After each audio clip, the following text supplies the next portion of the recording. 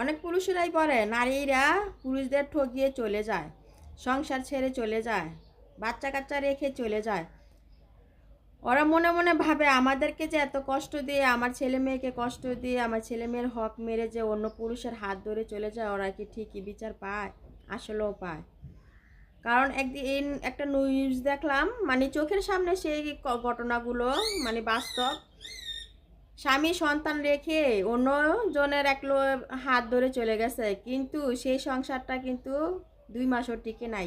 সেই ছেলে আবার কি করছে, সেই মেয়েটাকে রেখে সে কোথায় যে চলে গেছে, অন্যজনকে বিয়ে করে ফেলছে।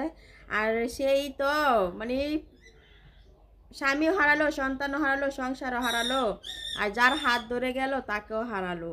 হায়রে নারীরা একটু সুখের জন্য নিজের সোনার সংসারটা ছেড়ে গিয়ে কত যে ভুল করে।